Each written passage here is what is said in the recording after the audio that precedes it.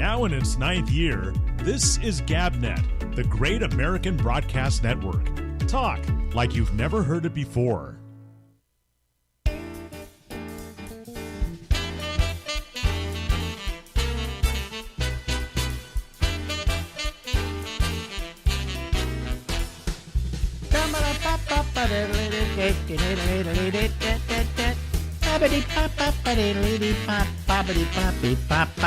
Hey everybody, this is the Ramble, and I'm Alex, and we go until midnight tonight. Ladies and gentlemen, sitting there, when's the last time I saw you, Lori Thompson? It was when I came to visit you and your lovely spouse, and brought my fiance to New York. And that would have been at least a year ago. Okay. I think more like 2. Yeah. Now, and we have kept in touch over the years, but this is a woman that I woke up with every morning. Well, almost woke up with. I actually got in the car and was hardly awake by the time I got to the studio. And we did a morning show for, we estimate, over a period of about 10 years, maybe. Yeah, I think if you added it up, there was the contract negotiation. It wasn't a contract negotiation. They actually fired me. Well, they did. And I went to Florida, which I will never forgive them for, okay? I claim no responsibility. Wait a minute. You're living in Florida now, aren't you? Right. But we live in the Panhandle. Oh, okay. Away from madness. Otherwise, I would feel very sorry for you. And then they begged me. They didn't beg me. We begged each other for me to come back. So yes, because they had hired a shock jock, thinking that would, and it was a modern rock format. And I loved our general manager, by the way.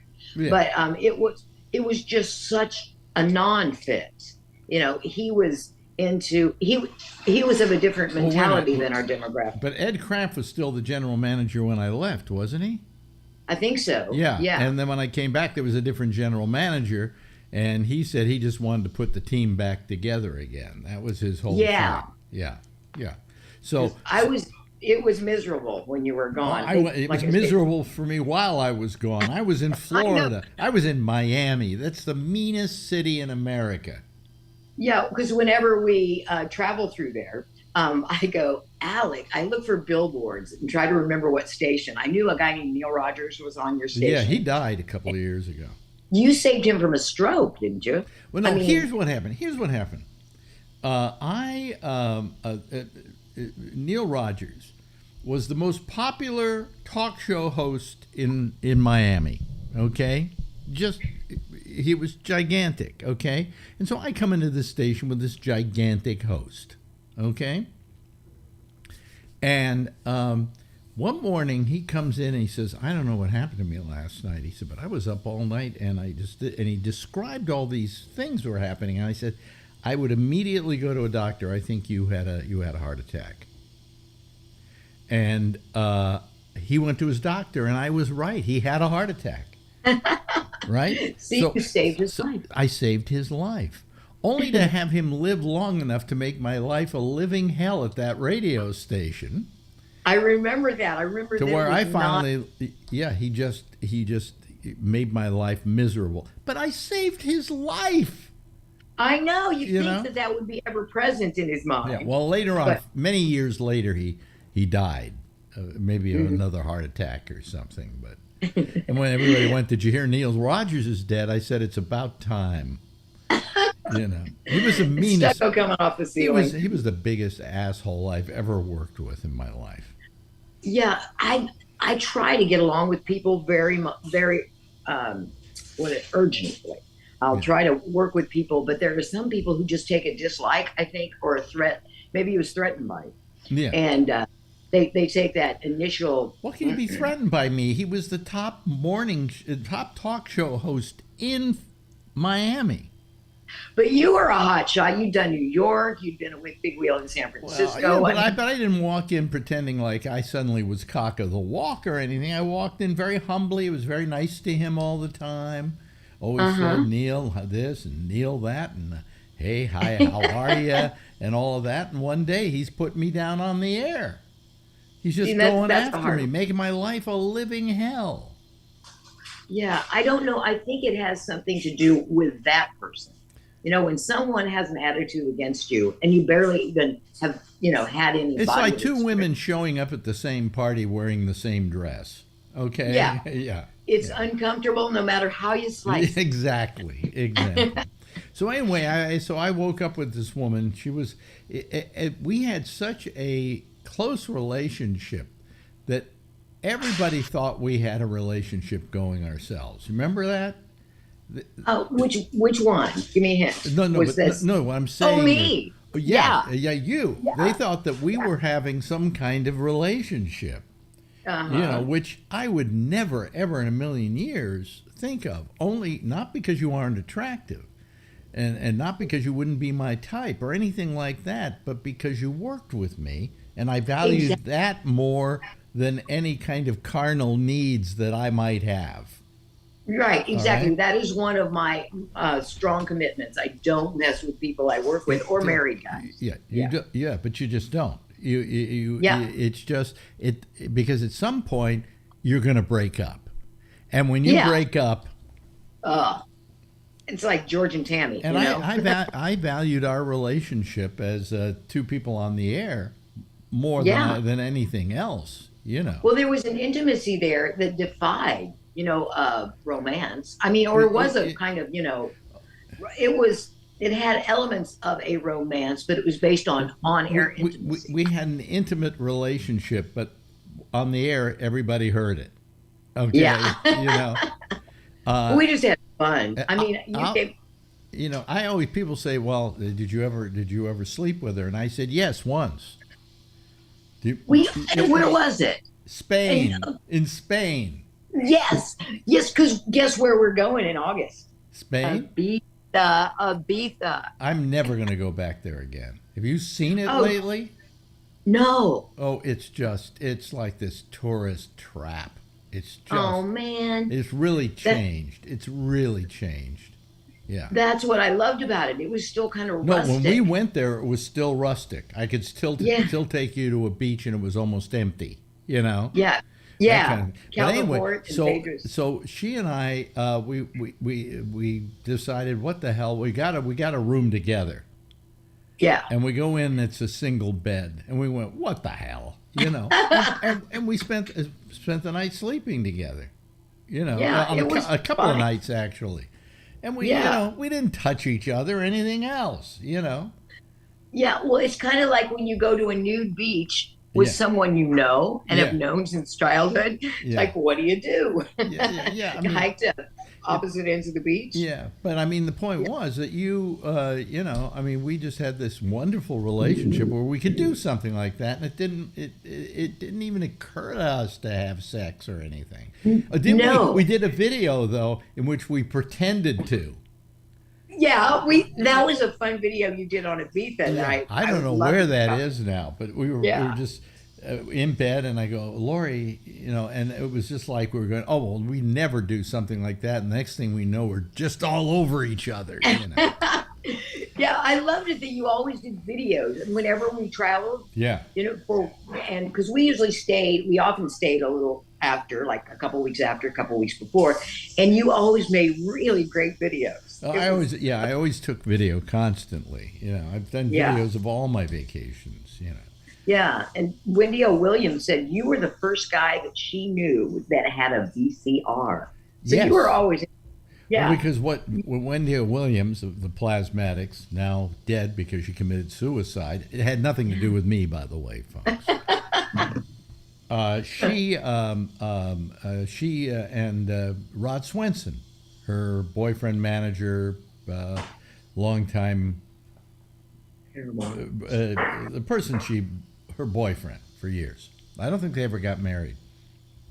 They came over, and I had a bootleg copy of Star Wars, which in those days was bootleg, and I showed them Star Wars, and she remembered that, as being, because she had never seen a video recorder before.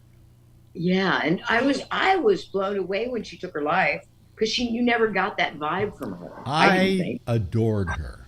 I just adored her.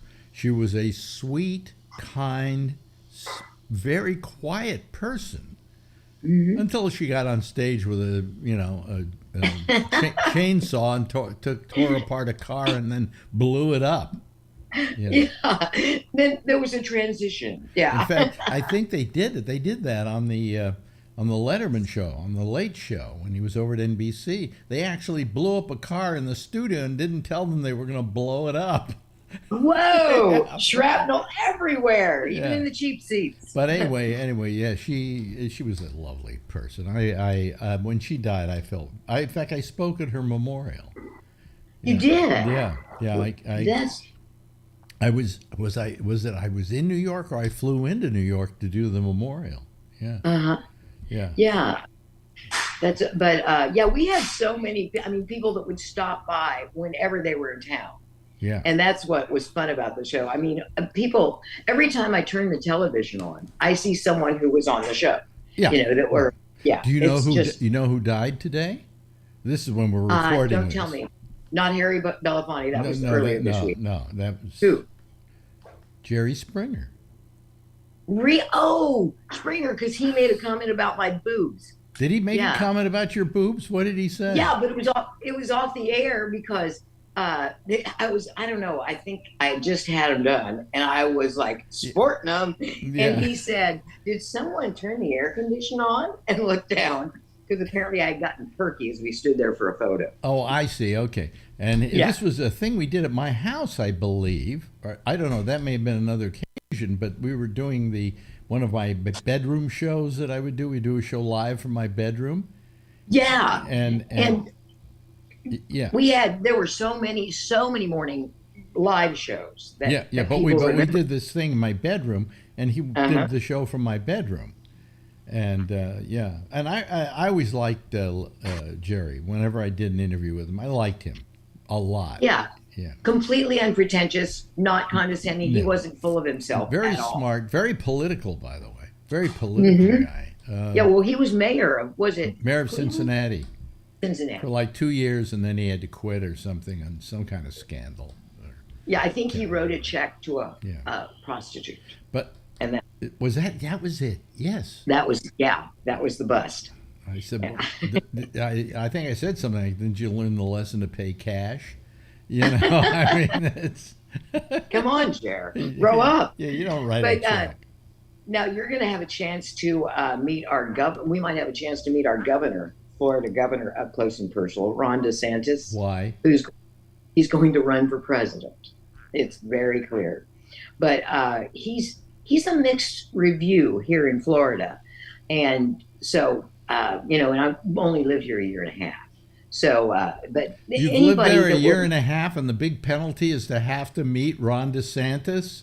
No, that's it. You have to. It's something they invoke on you as you cross the state line. Yeah. Eventually, you're going to have to do it. No, but I meant nationally. He's going to be. He's going to. I don't know. I don't know if he's going to. I don't know if he's going to run. I think there's too much stuff against him now. I think he's got a skeleton that we don't know about yet. The big thing is this suit by Disney. Disney's suing him. It is, in poetic terms, a pissing contest, because they do something that ticks him off. He does something that ticks them off. Yeah. And it's kind of juvenile. They tick each other off, yeah. Yeah. So how are you going to meet him? Why are you going to meet him? No, just because, I always wanted to cover a presidential election from like the announcement and the horse race to the presidency. And I had a chance to do that in Des Moines. I thought, where does it all happen? It happens first in Iowa. And so I got to go to the last Harkin steak fry, which was a blast. Yes. That was always on the... I remember that, because I went to Iowa. I go once or twice to the caucus and covered the caucus for the radio show and did the show from Iowa. And, that's where it all starts. And I think there was a steak fry thing. Oh, isn't it? And this one that I went to was iconically beautiful. It's in this big meadow, and the keynote speakers were Hillary and Bill Clinton. And Bill Clinton, what a schemer. He was wearing a blue checked shirt, and he looked pretty good at the time. And so he was scheming every single woman in the place. I mean, he just had that. Here's what they said about him that I found always interesting was he tried to seduce anybody that was in his presence, whether male or female. Yeah, and I read an interesting article, I think Vanity Fair, but maybe elsewhere, that because of his mother, who was a party girl, and so it explained that I think she was a single woman for much of the time, much of his youth, and how she was very social. And so it kind of rubbed off on him, and he saw how to charm. And so that stayed with him. Yeah, well, I mean, anybody I know who's met him said that he just tries to seduce anybody in his presence. Now, when I say seduce, I don't mean sex. I mean seduce, and that he was very good at it. Very. People who hated him, people who hated him liked him in his presence. Yeah, I mean, because he made you feel like you were the most important person in the world. Yeah, and then he would move on to the next most important person in the world. But that was just such a fun day. It's like out of a Terrence Malick movie. It was that beautiful, and I had a gig where I had my own interview studio, and it was a right-leaning station, but I could essentially cover anything I wanted. And I could do an interview with anyone I wanted. So I could decide, Carly Fiorina was running at the time. And I decided I'm going to interview Carly Fiorina today and call her up and you taught me so much about radio in general, but interviews. And I eventually made a breakthrough when I was talking about her being a mother. And it was, the unusual things, if you'll just let yourself think, outside their perimeters, you can get some really good conversations going with people like. Well, do you remember? What happens when you're interviewing is you feel particularly good when you suddenly realize that you've just asked the best question you've ever asked anybody. Because do you remember when you interviewed Louis Farrakhan? Well, I remember that as the best question I ever asked in an interview. Did you ask him, if I recall, what makes you laugh? Yeah. Tell me something that made you laugh recently. Yes. And he told the story of his grandchildren at a party with some peppers. That's right. Yeah. That was and he started laughing as he told the story. And everybody in the studio went, this isn't the Louis Farrakhan we've gotten to know. No, but this is the Louis Farrakhan who exists. Okay? Mm-hmm. And that's why I considered it the most important question I ever asked in an interview. Because that was amazing. Got an amazing response from him. Yeah. You could just see it happening. You could see him kind of melting through those defenses. So we have actually traveled the world together. I mean, we were in Albertville. We went to all the Olympics. Yeah. Let me bring up a story here. This is the one that scared the living daylights out of me. Do you remember the day I was arrested by the Coca-Cola police? I do. Yes, I do, because it was. Hey, let's explain. Let's set this thing up. I think we're going to go to 2 interviews today on this. We're just that sparkly. What happened was we went to the Olympics in Albertville, and we flew there, and it's courtesy of Coca-Cola. No, this was if I could just. It was Lillehammer then, because it was cold. Oh, that wasn't Albertville. You're right, Lillehammer. Gee, my mind. I'm sorry. It's all right. I'm 83 years old. I'm an old man. What do you expect of me? What do you expect of me? Anyway, we were in Lillehammer, and we went there. And when we first got to the airport, our bags were the last bags to get off the plane. And it turned out that they thought we were like drug dealers or something. So they take me into another room, and they strip search me. Yeah. And finally, listen, I'm just here to do a damn radio show, from the Olympics. I didn't know if it was full cavity, but I knew the strip search. But after that, I was not in a good mood. And now we're traveling to Lillehammer, and I guess it was that night you and I there was this woman who was there. They had us all room with people, and they had you room with this woman. I don't remember who she was. Yeah, there were 3 of us in an apartment. In an apartment, yeah. Yeah, I didn't know her real well. Yeah. No. But anyway, I went in there, and she was like really nasty or mean, or she did some kind of stuff. She was just kind of egging me on. Do you remember that? She was she was definitely egging you on. And I'm thinking, why is she doing this? She doesn't even know me, you know. We found out later she was a little nuts. But anyway, what happened was I left the room. I was just sick of it, and I was mad at Lori because I felt Lori should have intervened and stopped her, and you know. Well, I was still getting dressed. I was still getting ready because I were going out to dinner. Anyway, so you came out into the hallway, and I started yelling at you, right?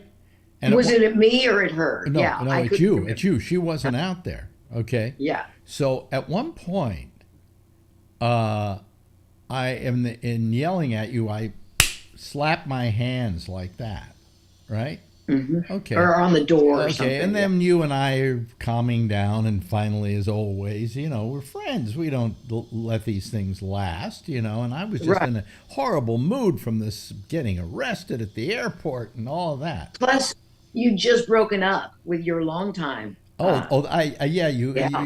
you remember everything. You're just wait till you get to be my age, you'll forget it all. Anyway, so we went to where was it? So anyway, so that was it, right?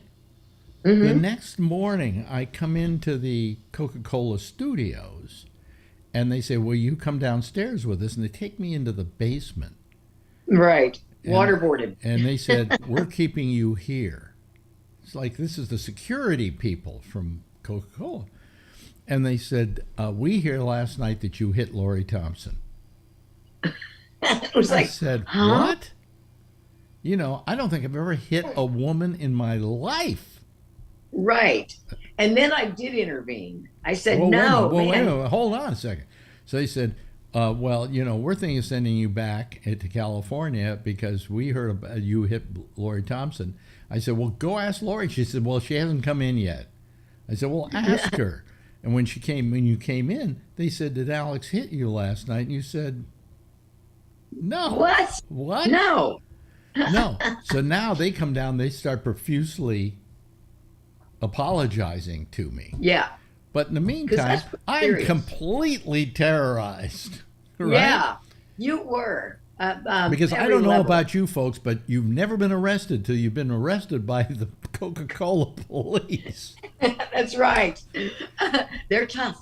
Yeah, and I just, you know, and I went, this is amazing, because the last thing I would ever do, and anybody could ever accuse me of, was having any kind of violent act against not only any woman, but Lori especially. Yeah, yeah. You know. And I tried, you know, I did everything I could to convince them that was totally off. And this woman had ratted on me.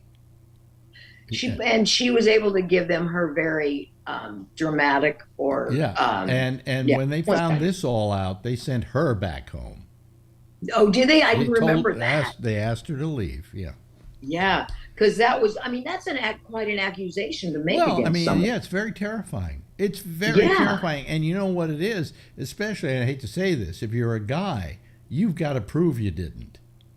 You know, the onus is on you because you were accused by some woman, and all of a sudden you're there trying to explain yourself out of this thing. And of course, anytime you try to explain yourself out of something like this, it sounds like you're guilty. Yeah, right? Yeah. And then, you know, and women I know are often taken to task because they'll wait. But there is a very strong fear of not being believed. Well, that has existed for a long time, too. But it's to the detriment of guys who are innocent, who didn't do anything. Yeah, you know? I think it flows both ways. Yeah. Because, you know who else died? The woman that accused the fellow that was lynched in Mississippi, the one that she accused him and led to his lynching. What was? The kid who, she before her death, I think, said that it never happened.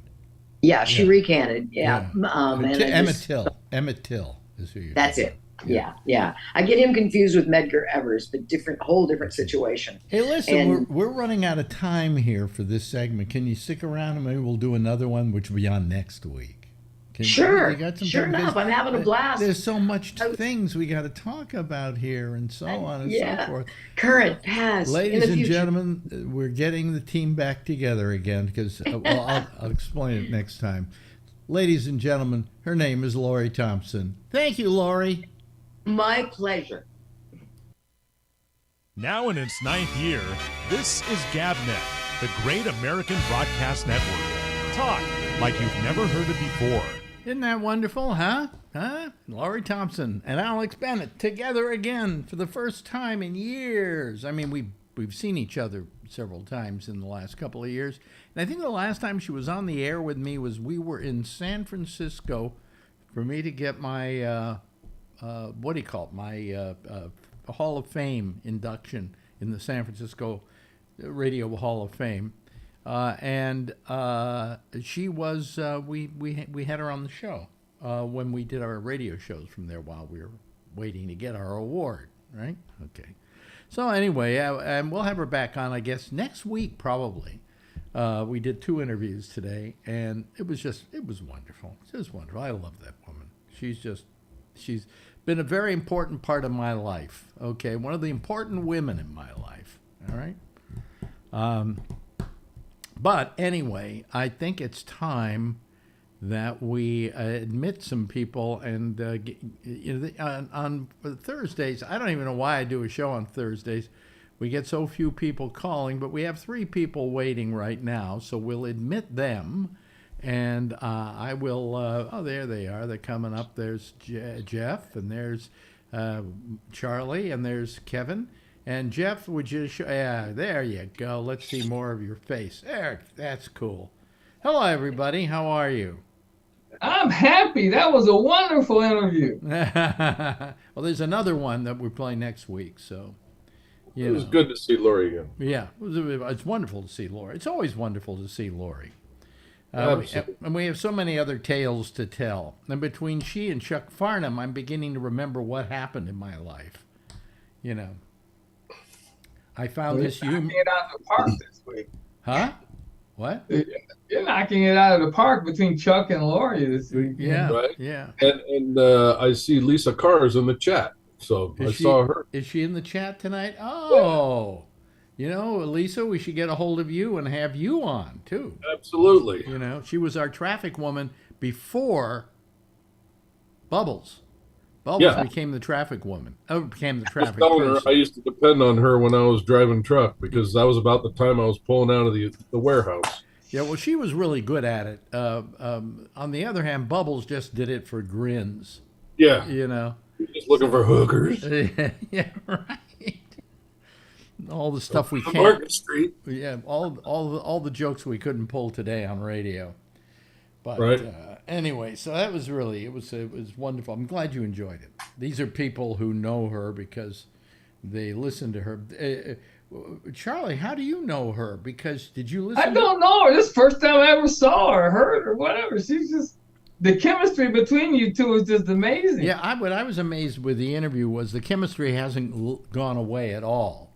Not at all. It's still there, you know. Yeah. After all just these like years. on the radio again. Yeah, and Jeff doesn't know who the hell we're talking about. I'm jealous. No, I know. I on all of that. Huh? I'm jealous. I missed out on all of this San Francisco Miami. stuff. You were in Miami, yeah, but I was in Florida. yeah, And I but listened to you on Miami. yeah, but she wasn't with me in Miami. She wasn't there? No, oh no, this is San Francisco. Okay. It's all San Francisco. So, you know, but I'm glad. Well, Kevin, I'm glad you enjoyed it because you know who she is, and I'm saying to Charlie, glad you enjoyed it, and you didn't know who she was. So, you know, that's cool. That's very cool. Here comes Alan. He probably didn't even listen to it. He probably didn't even listen to it. You know. Hello, Alan. Hello, Alex. How are you guys doing tonight? Yeah. See, he didn't hear it. Nope. He didn't You listen missed to it. I'll go back and play it later. What was the question? No, it's not a question. It was the interview with Lori Thompson. You missed it. Oh, well, I missed it because I was busy, but if it's going to be put out there, which I'm sure it will be, I can listen to it later. No, I've decided to not post it anywhere.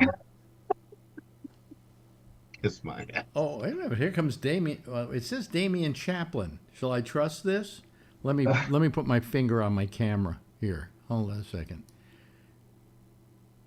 Let's see here. Hello. Wait a minute. Is that Damien? Damien, is that you? Yeah. Yes, it is. Oh boy. Yeah. No, it must be right. Not somebody. Not Let me turn my mic up. Yes, it's me. Oh, no, turn your mic down. Your mic is way loud. Okay, here we go. How's that? Little more. All right. A little more. Check. Check. Check. Just a little more. Even a little more. Gosh, wow. I'm down at like -10 now. Oh, okay. You're fine now. It's okay. Okay. Yeah, maybe keep your mic a little bit away from you. Yeah, what were you going to say, Damien? I only have a couple minutes, but I did just hear that interview, and having not heard Lori Thompson and you in decades, that was delightful. Just really delightful. And honestly, I wish it were live so I could have called in and told her, between like the years of 1991 and 1993, I woke up at 6 a.m. every morning to hear you guys yell at each other. and then I would like wake up at, it would be like 6:15 in the morning, and I'd have the radio on, and I'd still be sleeping, but you guys would be yelling at each other, and I would wake up and I'd be like, I would yell at the radio, "Shut up, you two! God, it's 6:15 in the morning." Yeah, well, we had a good time. We had a really good time. It was terrific. So I'm happy you all enjoyed it. Yeah, well, thank you. Yeah. So anyway. Let me see here. What else? So that's good. That's good. I'm glad that you enjoyed that, and that you. I'm having a little trouble here with my. I'll worry about it later. My Wi-Fi is all screwed, so it does this every day. So I can't turn off my lights now if I wanted to. So I give up. I give up on this. Plug it into my Wi-Fi. It's up. But anyway, thank you, Damien. I appreciate it. You have a cold, don't you? No, I don't. Oh, it sounded like you did. No, I'm just nasally. That's all. You're nasally? Oh, okay. Yep. I'm just a normally nasally person. Normally nasally, yeah. Okay. Yeah. Oh, boy. Yeah, but it's nice to know that you people feel that we haven't missed a beat in all those years, Yeah, no kidding. I saw your Facebook post, and that's why I was like, "Oh, I got to tune in." And like I said, delightful to hear her again and to hear you guys. Now, next week, are you guys gonna argue? No, we actually don't argue on this at all. Yeah, could you do a third interview where you guys just argue? No, you see the problem. just for old time's sake. If I start arguing with her, then Marjorie is going to complain that she's stealing her act. So okay. But I don't. Did we argue that much in the morning? Well, only playfully, basically. And especially when. Well, I mean, you had some rough times in San Francisco, and there were times when you were just generally cranky, and you guys just kind of just didn't get along. Period. But I don't think you guys argued that much. But there were definitely times when you guys would definitely yell at each other, and it was 6:15 in the morning, and I was like, "Oh my God, it is 6:15 in the morning. What are you guys doing?" Yeah, we're just yelling. That's all. We're yelling. What? She would be motherly to you. That too. Too. Because you complain about your ailments then, as you do now. Yeah. And she would be motherly to you and tell you to quit complaining. Yeah, exactly. Well, there was a certain rough part. I mean, we talk about it next week, I think. I don't know if we talked about it this week because I wasn't listening to it as I was playing it. where we talk about certain drug problems she had at the time. And sometimes that would get me irritated because, as I describe it, it was like driving down the road with a drunk person in the passenger seat tugging on the steering wheel. Yeah. You know, and then I had to keep guiding the thing down the street, and she was kind of tugging it. But, you know, I forgave all that because she was worth it, you know. Well, she was absolutely worth it, 100%. Yeah.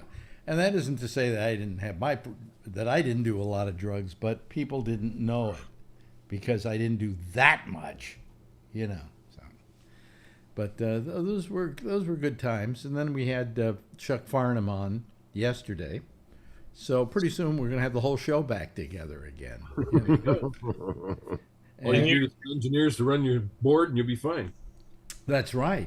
Christy Frazier, she was yeah.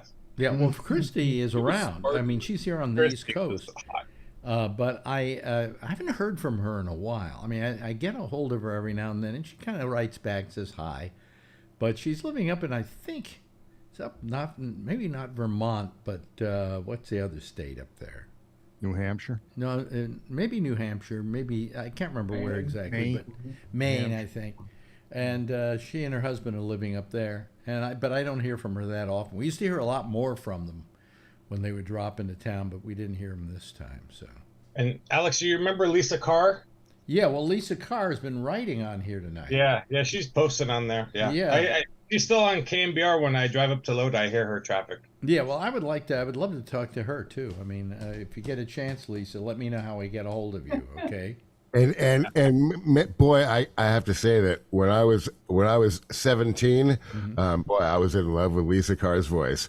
Boy, she just had the greatest voice. I was like, oh man, voice. Great set. Who's this Lisa Carr? Oh my God. I think she was like 94.9 also, like a couple of those stations. And when there was a thing called Metro Traffic, and she worked for Metro Traffic. She didn't work for Live 105.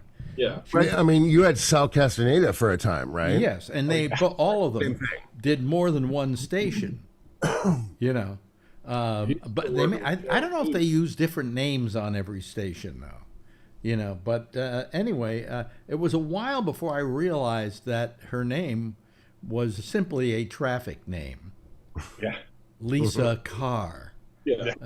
I think. I mean, I never asked her, is that your real name? But I don't think so. Yes.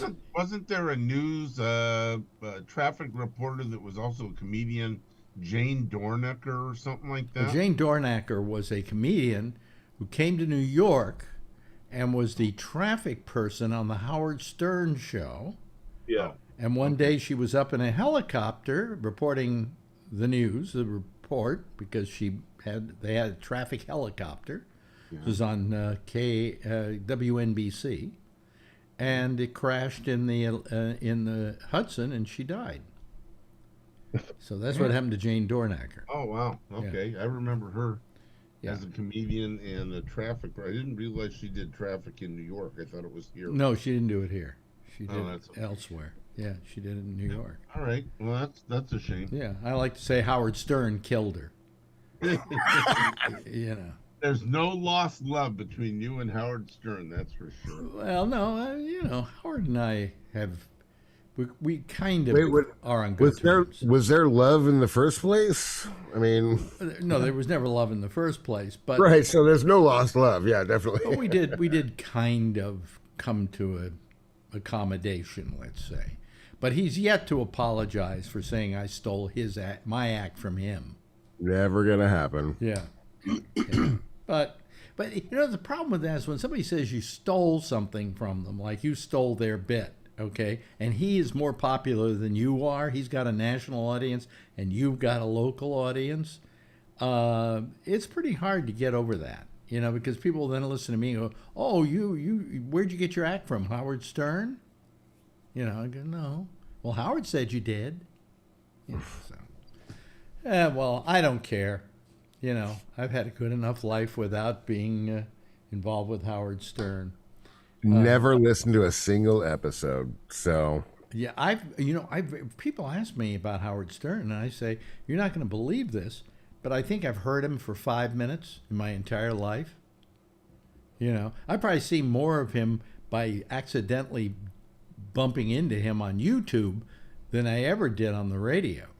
I hear more of him as cameos in movies than anywhere else. Yeah. You know, he did a cameo in a movie where it was his voice on the radio coming through. I think that's the most I've ever heard of him. Yeah. Damien, that was Alex's voice that was on that cameo. No, not that movie. Different movie. my voice was on in the first George Clooney movie. Wasn't it? What? No. Weren't you in Ground? No. It was in. That wasn't you? Okay. No, that was. I was in. Was it a Lucas thing? What was the name of the picture? No, it was the first picture that George Clooney did. Oh. First feature he did. One Fine Day. Oh. And at the beginning, he wakes up in the morning and his clock radio goes off, and guess who's on? And Laurie's in there too, laughing a little bit, talking with me. And how much do you think we got paid for that? $300. You got it right. You got it right. He got it right. Brian Neary. Yeah, everybody wants me for nothing. Yeah. I mean, today I wound up and I substituted for somebody over at a radio station here in New York. And there was never a conversation about how much money I was going to get. Just, could you do this for us? Sure, why not? You did it for the exposure. Cost me $50 to get down there, but Who listened to that show today? Bill, who had nothing else better to do. No, I made an effort to listen to it. And I want to tell you something. Alex killed it.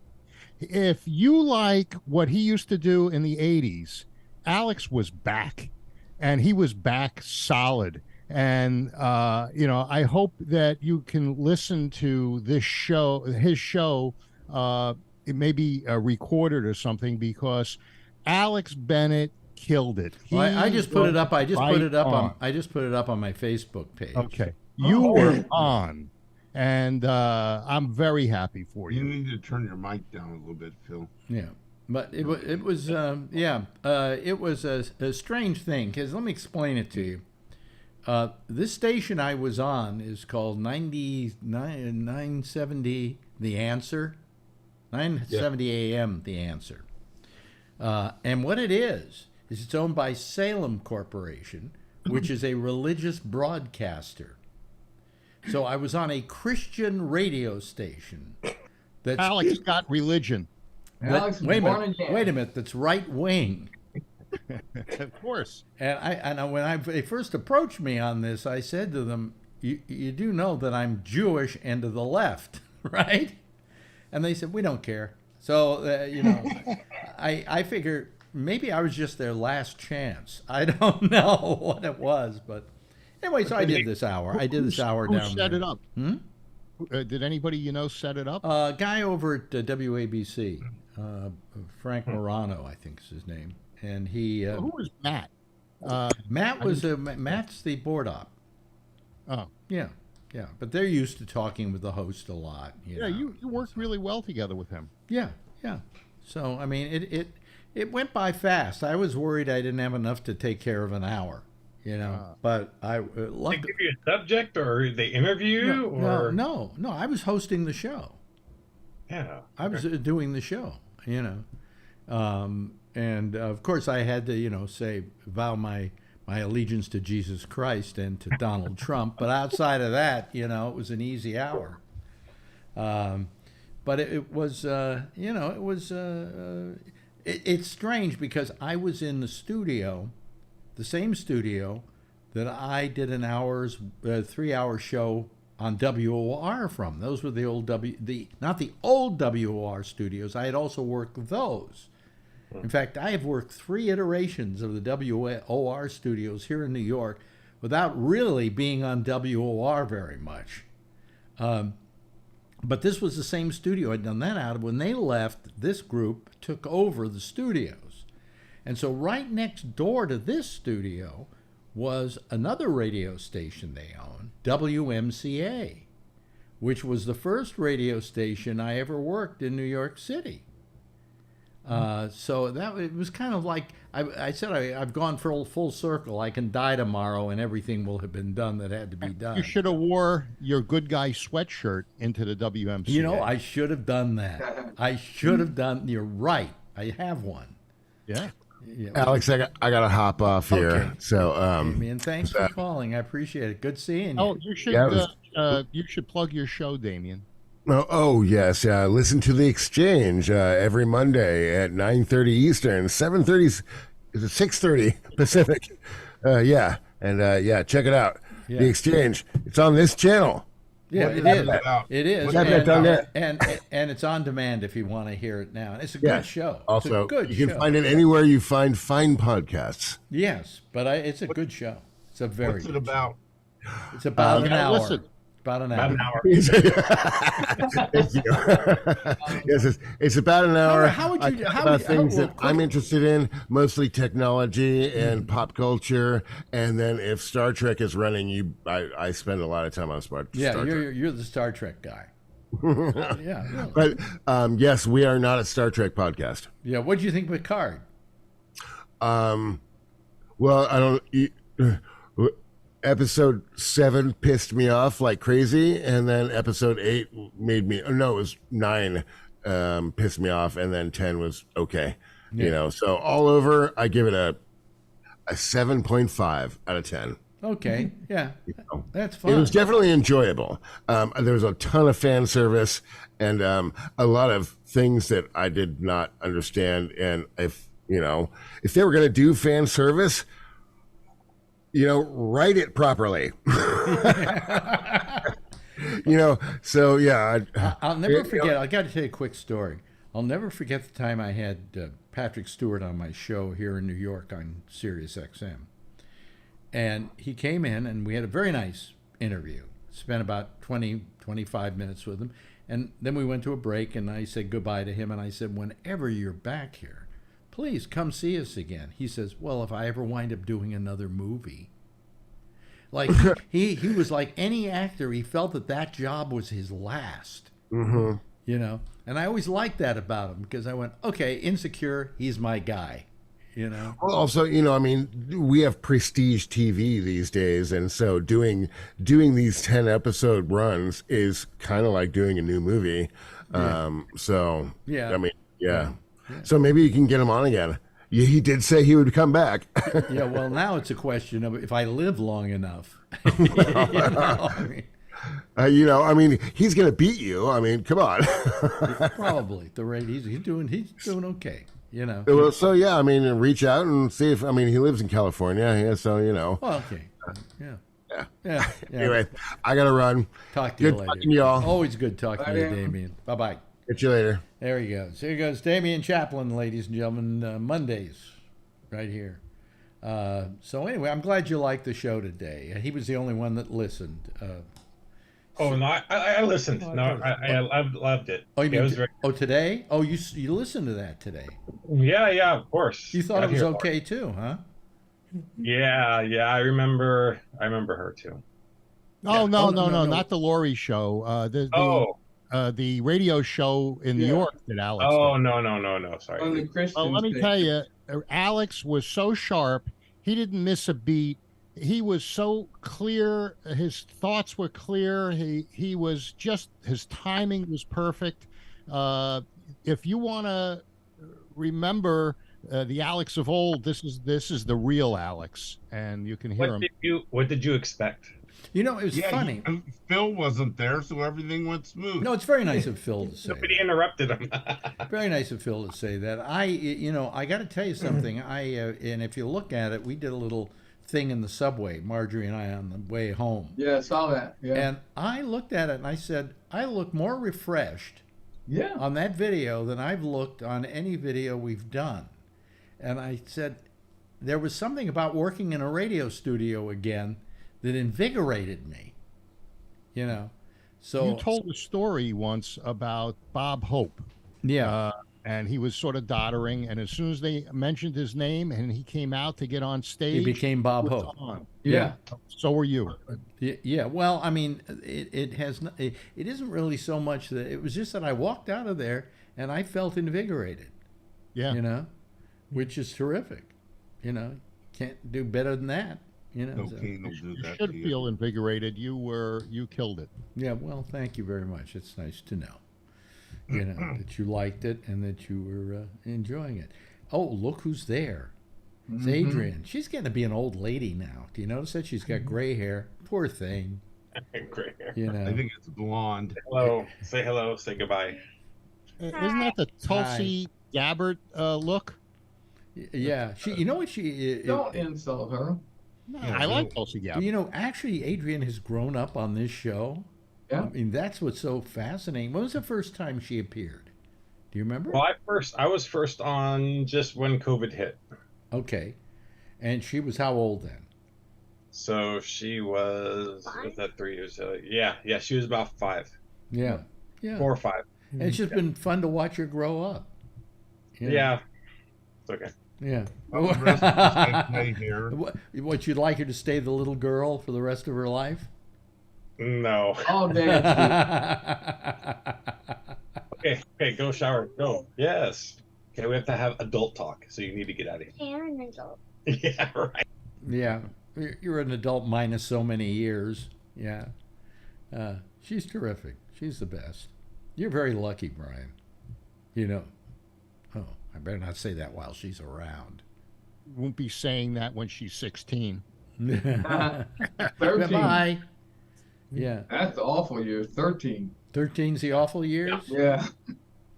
Are those the, You know, Phil. Brian will be calling us about that time to get his training. yeah, but they talk about the terrible twos. Yeah. Yeah, that's for real. Yes, Like- it is. 2 years old, almost like on her birthday, all of a sudden she started crying about everything. Yeah. Really, right now, almost on the birthday. Yeah. And then how long did the terrible twos last? 1 year? I don't know. I'll let you know when they're over. At least 2 years. Come on. Yeah, at least a couple of years. Yeah, it was really bad. Just Did their teeth start coming in when they're 2, or? yeah, but Yeah, probably. Wait a minute, you've had kids. You should know. I don't remember. My youngest is 30 on May 10th. And her teeth are still coming in. Yeah, my youngest is 30 and my oldest is 32. Oh, okay. So, do you talk to them often? The older one I do, not often, but she's very busy, kind of has a job that keeps her busy. And the younger one is living in Canada. She doesn't talk to anybody, me or her mother. You know? Yeah. Well, that might change as the years go on. You know? I hope so. As people get older, they, you know, there's a whole different. You remember what you were like at 30? Oh yeah, you know, I mean, I call my mother once every 6 months, and you know. Yeah, well, I mean, it was like when my mother would call. It's my mother. Right. You know. And now that they're gone, you miss them. You know. Yeah. No, I don't miss her. Well, she listen. She lived to be 100. How can I miss her if she wouldn't go away? You know. When she finally died, I went, you know, good, there's now some parking spaces available. You know, I mean, she was, you know, I love, my father was the one I grieved about because he was 59 when he died. Yeah. And I just adored my father. How old were you? What? How old were you? When I died? No, when your dad died. How old was I? I was in the, was I in the Navy? Yes, I think I was in the Navy, maybe. I can't remember. So you were over 18. Oh yeah, I was in my mid-20s, maybe.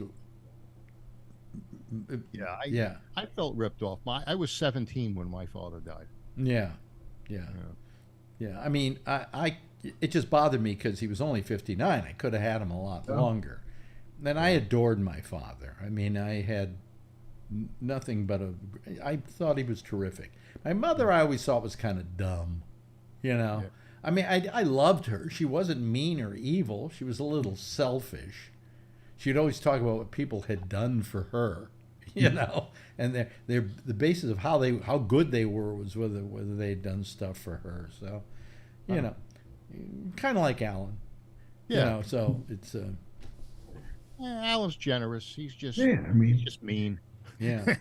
So anyway, I mentioned on the show today that we lost Jerry Springer.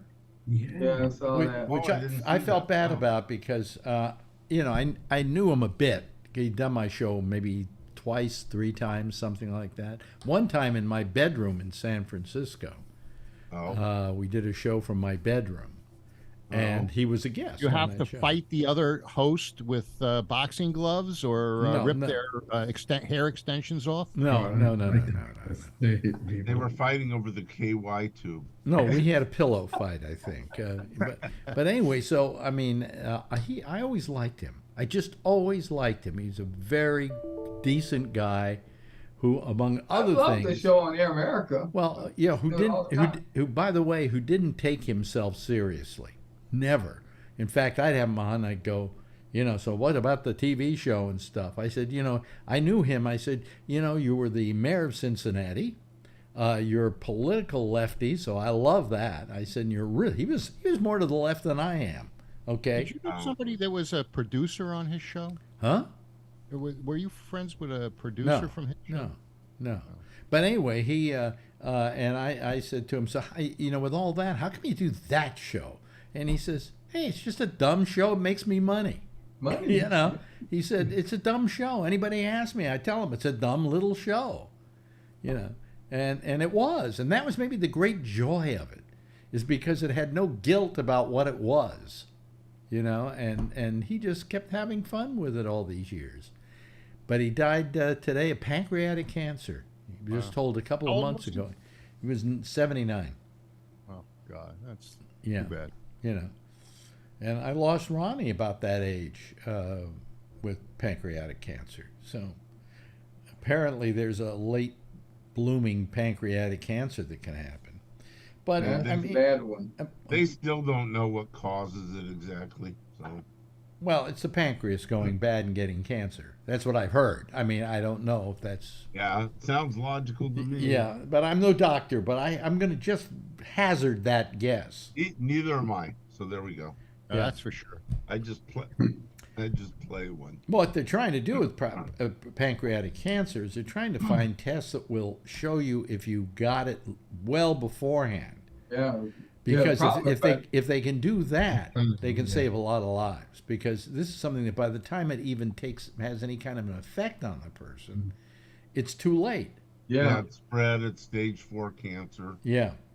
So I mean, in Ronnie, they did a thing called what was it called? It had a name. It was a special operation. Yeah, in which they just rip your organs to shreds, but they rearrange them and they get it out of there. And she got rid of the prostate cancer, but then I think it spread to other places. So, you know. First woman we ever knew that had a prostate. No, it was pancreatic. That prostate. We knew what you did. I say prostate? Yeah, you did. You did, yeah. Prostate on your mind. Boy. And I said to Ronnie, I said to Lori that we were in Albertville, but it was Lillehammer. I had them mixed up, you know. Yeah. But hey, it was both the Winter Olympics. I was close. Yeah, you're close. It's in the ballpark, yeah. Yeah, I'm in the ballpark, you know. When you watched the show Lillehammer, did any of the places that they set up for that series, did you recognize from your... No, you know, it's kind of not really, because a lot of that show was not really in the dead of winter, you know. And I only recognize the main street if it's under, you know, a foot of snow, you know. But I watched the show, though, because Lillehammer's a great little town. I mean, it's a wonderful town. And I enjoyed the Lillehammer Olympics, except for the Coca-Cola police, you know. Yeah. The Steve Van Zandt version I really enjoyed. I've never been to Lillehammer or any of those. Is it Steve Van Zandt? Is that his first name, Steve? Yeah. Yeah. Little Steven. Little Yeah. Steven, yeah. Yeah. No, I mean, he that was a good show. Yeah. But he did that as an offshoot from The Sopranos, because he's basically playing the same character. Yeah. You know. Except on the lam, on the run, or not on the run. He's being hidden by witness protection or something, wasn't it? That was. Anybody see the show Beef? I didn't see it. It's in my watch list. Yeah. I liked it. I liked it. I enjoyed it. I about road rage. Yeah. Yeah. I'm not interested in road rage. Started that way. No, I love road rage. I won't spoil it. I love inciting road rage in other people. That's my great pastime. We have it all the time in Texas. People get shot every day on the road. Well, that's because anybody can have a gun. Yeah, you have gun racks still in those trucks? Hell yeah. Really? They got more than one gun in them now. You want to hear the stupidest law I ever heard was in Texas. The law was it was illegal to carry a firearm in your car unless you were transporting it from one place to another. Well, honestly, officer, the reason I have these 10 guns in my car is I'm just taking them home. Okay, get on with yourself, you know. Well, they fixed that law. Yeah, Did they? 6-year-olds can have guns now in Texas. Yeah, right. Anybody can get them. Hey, and I think that's as it should be, right? Tony can't get one. Really? Why? Now today, the other big piece of news is that Mike Pence testified before the January 6th committee. Finally? Oh, okay. Yeah. Well, you know what he did? He didn't want to do it. Okay. Well, he didn't want to look like he was doing it. So he said, I'm not going to do it unless they subpoena me, in which case I have no other choice. So they subpoenaed him. So he did it, saying, hey, I by law, I have to do it, and I'm a law-abiding citizen. So I heard a thing from an AP reporter that said, I don't think he was in the room, but he said that basically Mike Pence, his testimony was what was in his book, and so it was in the book. That's what his testimony was. Yeah, but he couldn't read the book. I wasn't going to spend 19. You know something? I don't think that even in the library. No, to have him testify is probably worth more than having the book and saying, "Well, it's in the book." You know? Yeah, but this AP reporter, I don't know that he was in the room. That wasn't something that he said, but he said his testimony coincided with what was in his book. Yeah. I heard one thing, and they kept referring to the book. Yeah. Yeah. Well, there's nothing wrong with that. I mean, they probably want to hear from the horse's mouth, and so they got it from the horse's mouth. Wait a minute, they couldn't have gotten it from the horse's mouth. Pence didn't bring his wife along. Thank you. I'll be here all week. Yeah. Here she comes. Mrs. Ed. Yeah. But anyway, so, you know, I mean, it's strange times we live in, you know? Strange the fly times. is still alive that landed on his head during the debates. Well, oh yeah, remember that? Well, he didn't swat it away. That was the thing that everybody was amazed by. Yeah, he just sat there. I don't think he knew it was there. What is that? Is that your Trump pen? Oh yeah. Here we go again, playing those stupid songs. Are the songs on there? I forget. Can you push? No, it's all quotes. What? I didn't hear it. Good. I will build a great wall on our southern border, and I will have Mexico pay for that wall. Yeah, right. Right. They had a meme saying about the whole Fox payment for Dominion, and they said that Mexico is going to pay for it. Yeah. You know, I'm wondering if the reason they fired Tucker Carlson was because he exposed all of those January 6th tapes. No. You know, the hours of January 6th. I think Fox would find that actually a positive for him that he got them. You know. Well, yeah. There's a lot of people trying to destroy. I'm going to tell you why I think he got fired. Okay, yeah. He was I think as a person, he was a pain in the ass to them. You know, demanding and you know, telling him you can't do this and I won't do that and so on and so forth. And he could do it because he was the 800-pound gorilla, right?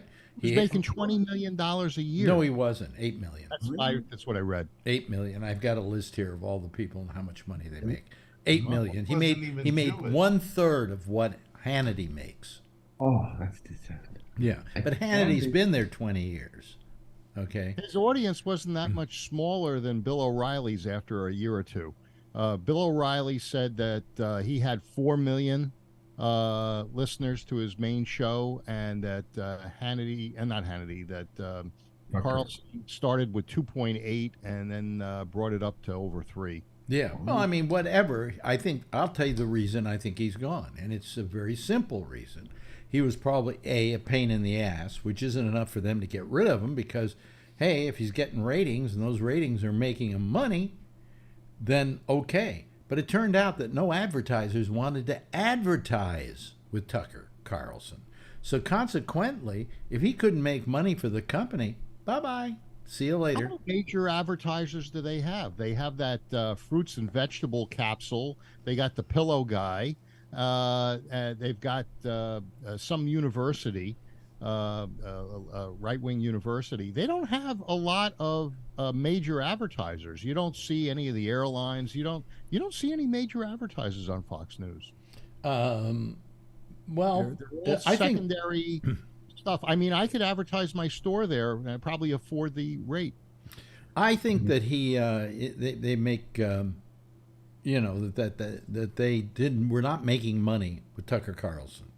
So that, and in combination with the fact that they were getting all this heat about what he was saying, okay, just made them say, we don't need him. We really don't need him. So the ratings go down. So we'll get some advertisers back anyway, So we'll fill that time with the advertisers that canceled already. It's all part of trying to save their ass, basically. But he wasn't that valuable to him because you're only as valuable as much money as you can make for the company. That's it. Bottom line. Mm-hmm. You don't make money for the company, you're out of there.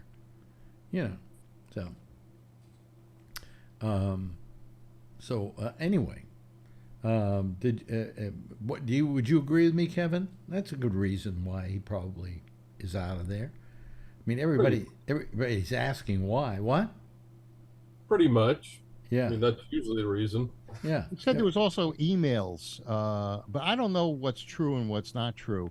I guess, and there was some thing where a producer, I think, said that he created a bad environment. Oh no, this is the woman that's suing Fox for asking her to shut up, and to play the game, and she didn't want to, and also because he was creating a hostile work environment.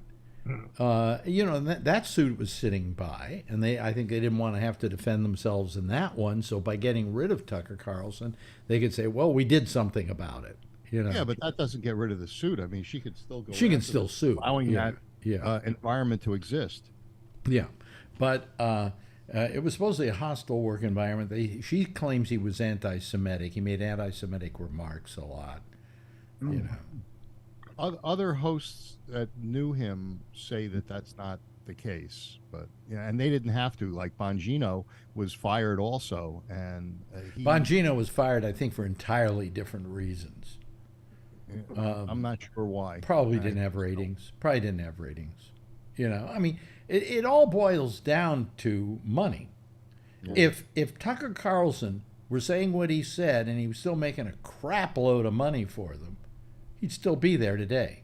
Well, Bill O'Reilly made a lot of money for them, and they still got rid of him. Yes, but he was involved in a lot of lawsuits about his sexual advances towards women. And that was a hard thing for them to kind of defend unless they got rid of him. They could say, we got rid of that hostile environment, You know what's funny about that with O'Reilly? They get rid of O'Reilly while Rupert Murdoch had the sexual things going against himself. He didn't have any sexual things. Was it Roger Ailes? Was it Roger Ailes, yeah. Yeah, the other head honcho.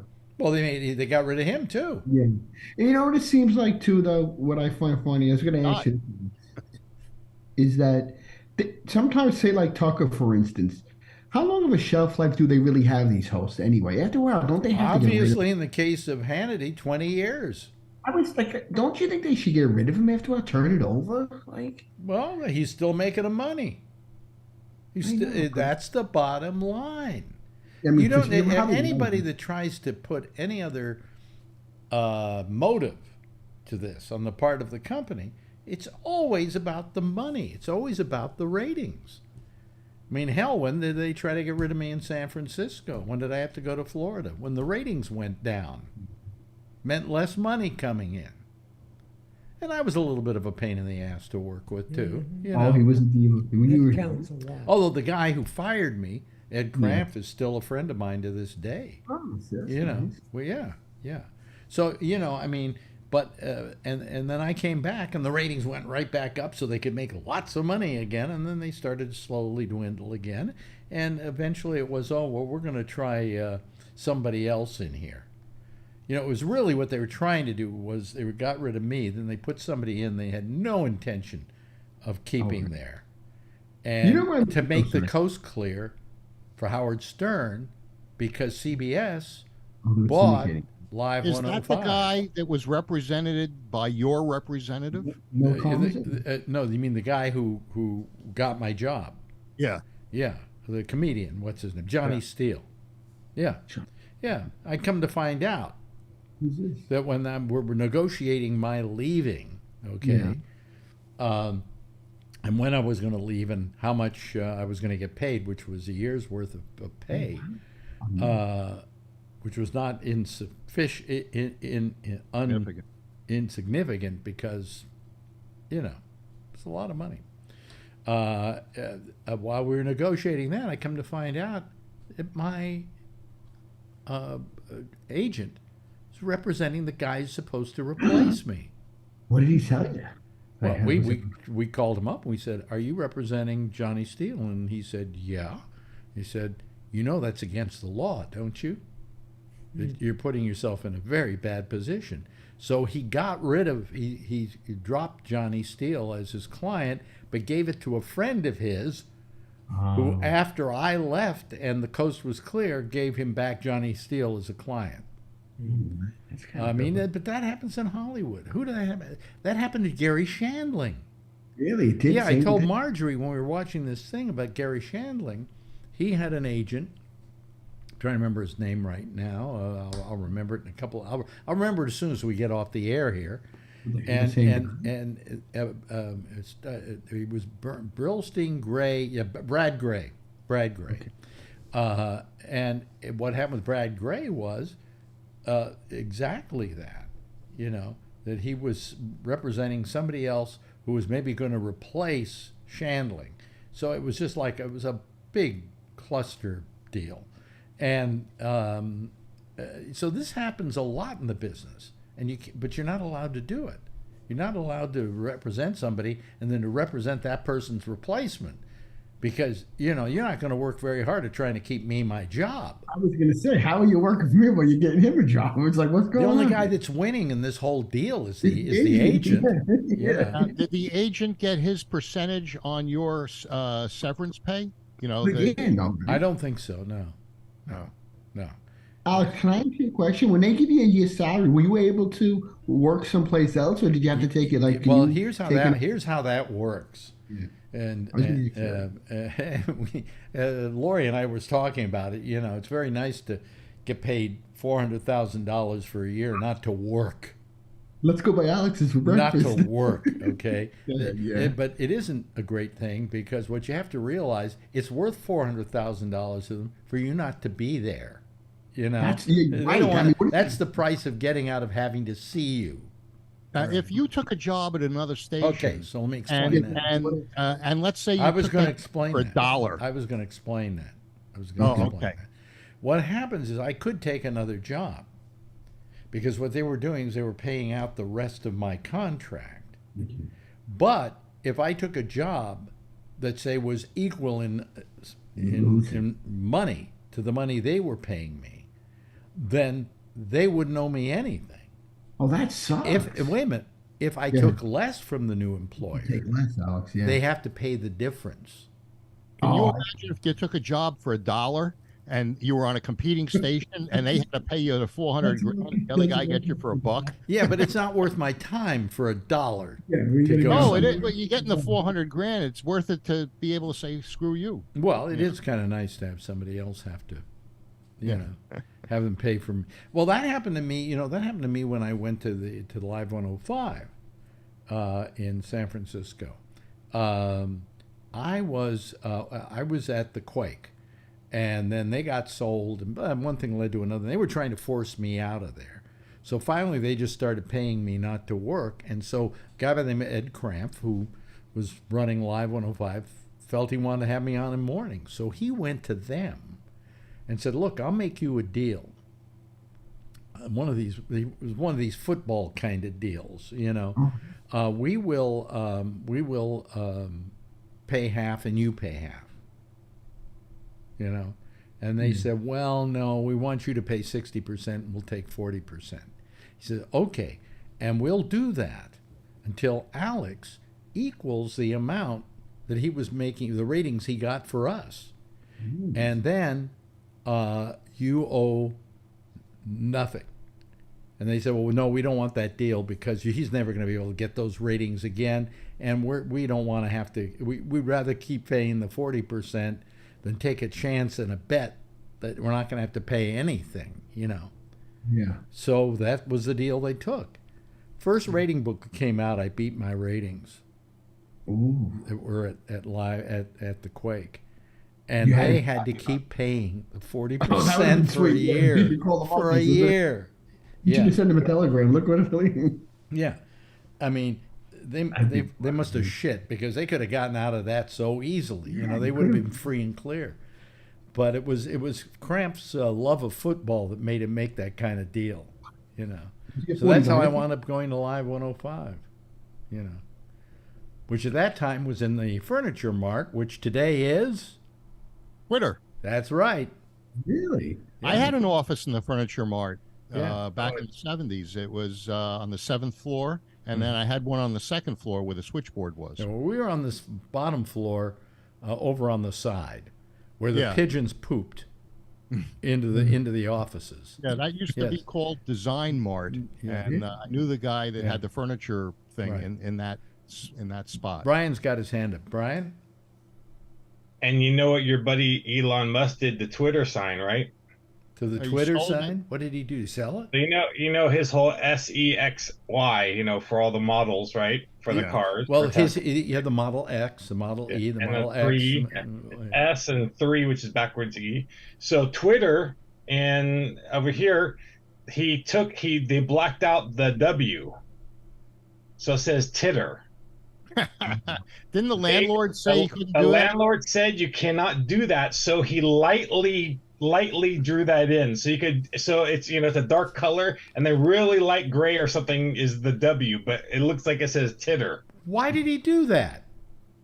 Because he says, If he can. why did he do sexy? Same thing. He's on what's it called? He's on Bill Maher this week, I think. Yeah, I think so. Yeah. Yeah. They grounded SpaceX, I guess, over the spaceship that they had to blow up. Yeah, well, it just, the trouble was the debris fell on everything else. Well, they said that it didn't hit anything and it didn't hurt anybody, but the debris. But the thing is, he was grounded indefinitely. I don't understand why. Well, that's indefinite, but he'll get that lifted. Well, Yeah. typically they grind them until they decide what happened, and then they'll let him go. They want to have an investigation. Yeah, but as soon as they solve that, he'll be back up and running because NASA needs him. Those rockets are going to supposedly take stuff to the moon. Yeah, unless they use those stupid old shuttle rockets again. They just should have used Jackie Gleason. To the moon. Do you agree with that, Charlie? The using of those NASA rockets that were used on the shuttle to get the current rocket up? Oh, are they going to do that? Well, that's what they did when they sent. Remember, they sent the first Yeah, rocket they had up. like 30 rocket things on the side of that. Yeah, but it went around the moon, right? But the thing that lifted it off the ground were the old shuttle Yeah. rockets. You know, Yeah, which they would ride on the back of the shuttle. which Yeah. compared to the one that SpaceX is doing, are very inefficient and too expensive to operate. No, I didn't know. And his come back to the ground. Huh? Yes, they do come back to the ground. I mean, but you know, so I mean, anyway, we used to work in the furniture mart, and I remember that office when I first went into that studio. It was just it's this cramped little nothing of a place, and I had given up working at fairly decent sized radio stations, and I'm going into this what essentially was a toilet. Okay. I'm surprised there wasn't a sink in the studio. Yeah. So I went down to see the station one day to see what it was like before I went to work at it. Not to approve it, but before I went to work there. And I immediately called my business manager. I said, "Can you get me out of this contract? This place is a dump." And I'm glad. At Camel, you didn't have a view of the bay. It was in a beautiful place. All you saw was the parking lot. No, we saw. The windows were to the right. No, we were right opposite Pier. What was it? Pier 39. 39. You could see Pier 39 right out our window. Yeah, we had a parking lot under the station, and you could look down at it. But when I looked out the window, I saw the bay and everything. You kidding me? Oh, could you see over that? What do you mean over? What do you mean over that? The parking lot was on the ground. Was there we were a building on the second floor. No, we were right along the Embarcadero, and you could look right out at the bay. It was. I was just thinking about the wall that was straight out, and all that I have no idea what you're talking about. All I know is one of the most beautiful views from any radio station I ever worked at. Maybe it did. Was it similar to this? My nose is itching. What? It was similar to the view behind me on my green screen. Somewhat. Yeah. Only it wasn't nighttime. Yeah. Well, and it was over. It was when you got there. Yeah. When I went in the morning, it was dark. Yeah. And I could see the sun coming up. It was beautiful. It was beautiful. Yeah. After that, I went to the Quake, which was kind of a semi-dump. You know, and then I went to Live 105, the major dump. But then when I came back from Florida, they had moved the studios somewhere else. I think we were maybe we went into those studios. Did we go to those studios while I was still there? No, I was when I came back, and they were great studios. They built a whole, studio for me with a live studio audience area that could hold 50 people and so on. A lot of people here remember that because they probably went down. Did you ever go down there, Kevin, to the show? No, I didn't because I was always working when you were on the air. Yeah, did you ever do it, Brian? I went one time when Gilbert was there. When Gilbert? Yeah, Gilbert there. Yeah, so yeah. I don't remember which one. It was a great studio. But anyway, it's been a long day for me. I had 2 interviews with Lori, and then I had a radio show to do here. It cost me you had to work today. $60 and then I did an hour and a half of this. So, oh my gosh. Yeah. What do you mean? Oh my gosh. Hey, I'm an old man. I should be able to take a time off. I shouldn't have to work this hard. Everybody should listen to Alex's New York show. It was excellent. It's on Facebook. Yeah, well, Phil, you've said it. Yeah. Hey, listen. I'm plugging it again. Thank you, Jeff. Thank you for plugging it again. Thank you, Jeff. Thank you, Charlie. Thank you, Kevin. Thank you, Alan. Thank you to Phil, and thank you for the comments. Thank you very much to the cat. What's the cat's name, by the way? Armin. Elgato. Okay, Armin, thank you for being here tonight. And thank you, Brian, for bringing Armin in. Oh, what is that? What's that behind Armin? Oh, that must be Adrian. Armin. Oh, great. Yeah. You just let your father get scratched. Warriors. Woo! Warriors. Oh, okay.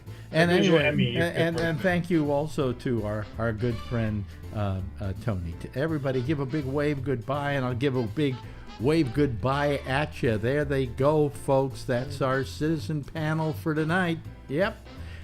Jack Bishop is next. He's got a wonderful program going on with The Intersection. You can be taking your calls on Skype at Gabnet Live. I'm Alex Bennett. We'll be back again tomorrow night. Last show of the week. Same time, same station in life, 10:30. In the meantime, as always, if you see her, of course, tell her I love her, okay? Bye-bye, everybody.